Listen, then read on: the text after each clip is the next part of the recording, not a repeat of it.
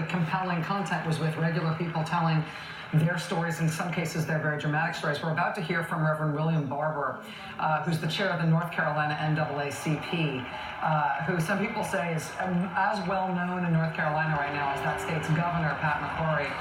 The NAACP has been, and Reverend Barber himself have been at the head of really, really acute battles in that state over civil rights, voting rights, abortion rights, and environmental rights, actually. North Carolina has been a real battleground. Here's Reverend William Barber. My brothers and sisters, I come before you tonight as a preacher, a son of a preacher immersed in the movement at 5 years old. I don't come tonight representing any organization, but I come to talk about faith and morality. I'm a preacher and I'm a theologically conservative, liberal, evangelical biblicist. I know it may sound strange, but I'm a conservative because I work to conserve a divine tradition that teaches us to do justice, love mercy, and walk humbly with our God.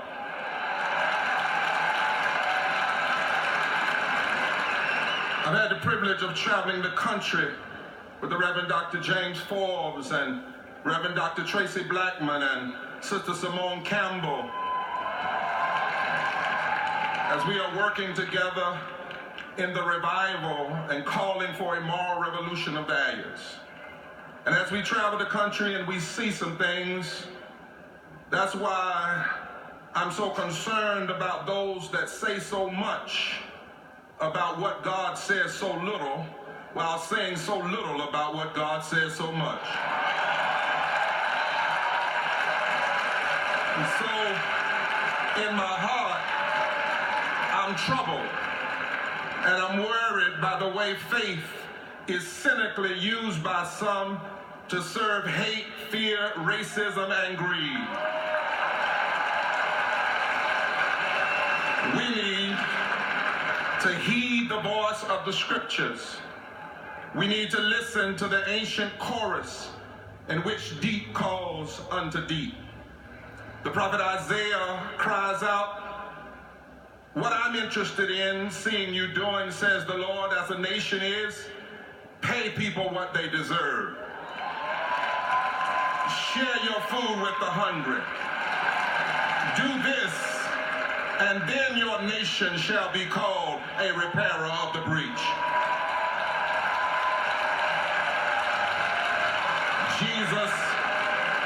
Jesus, a brown-skinned Palestinian Jew, called us to preach good news to the poor, the broken, and the bruised, and all those who are made to feel unaccepted. Our Constitution calls us to commit our government to establish justice, to promote the general welfare, to provide for the common defense, and to ensure domestic tranquility. Now, to be true, we have never lived this vision perfectly, but this ought to be the goal at the heart of our democracy. And when religion is used to camouflage meanness, we know that we have a heart problem in America.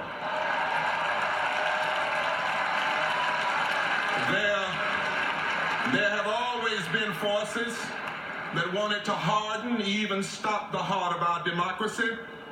But there have also always been people who stood together to stir what Sister Dorothy Day called a revolution of the heart, and what Dr. King called a radical revolution of values. I say to you tonight that some issues are not left versus right or liberal versus conservative. They are right versus wrong.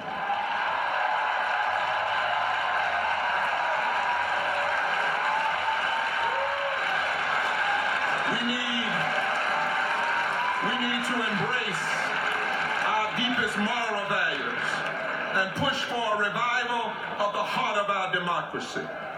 When we fight to reinstate the power of the Voting Rights Act, and we break the interposition and nullification of the current Congress, we in the South especially know that when we do that, we are reviving the heart of our democracy. When we fight for 15 and a union, and universal health care, and public education, and immigrant rights, and LGBTQ rights, we are reviving the heart of our democracy.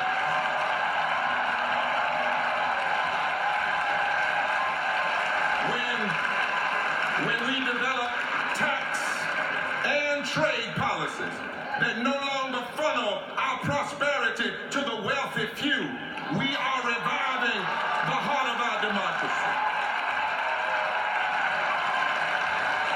When we hear the legitimate discontent of Black Lives Matter, and we come together to renew justice in our criminal justice system, we are embracing our deepest moral values and reviving the heart of our democracy.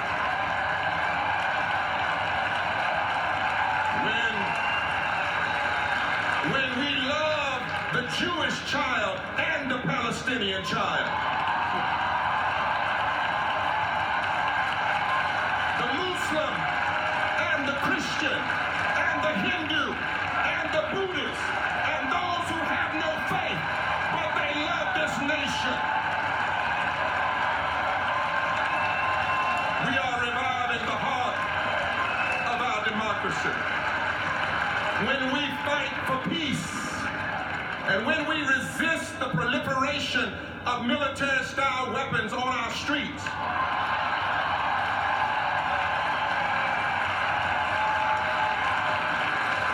and when we stand against the anti-democratic stronghold of the NRA, we are reviving the heart of our democracy.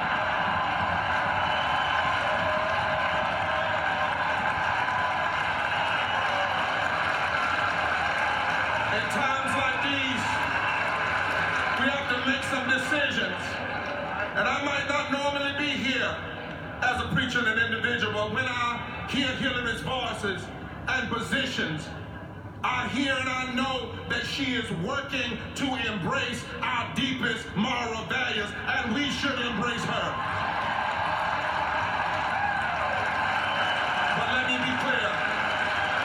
Let me be clear that she nor any person can do it alone. The watchword of this democracy and the watchword of faith is we. The heart of our democracy is on the line this November and beyond. Now, my friends, they tell me that when the heart is in danger, somebody has to call an emergency code. And somebody with a good heart will bring a defibrillator to work on a bad heart. Because it's possible to shock a bad heart and revive the pulse. In this season, when some want to harden and stop the heart of our democracy, we are being called, like our foremothers and fathers, to be the moral defibrillators of our time.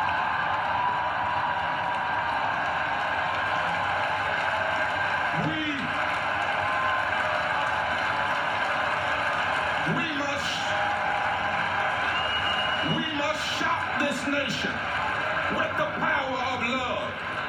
We must shock this nation with the power of mercy. We must shock this nation and fight for justice for all. We can't give up on the heart of our democracy, not now, not ever.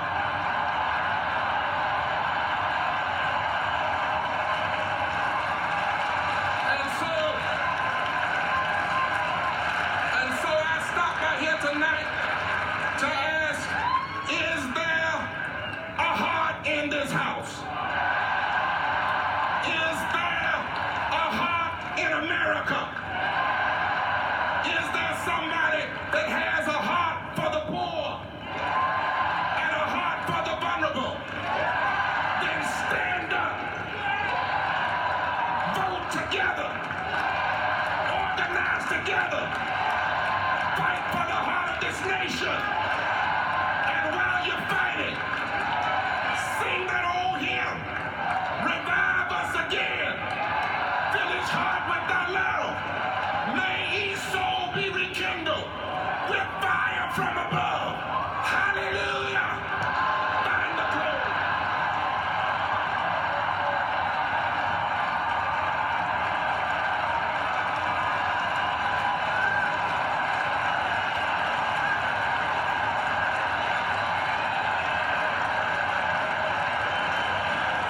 Reverend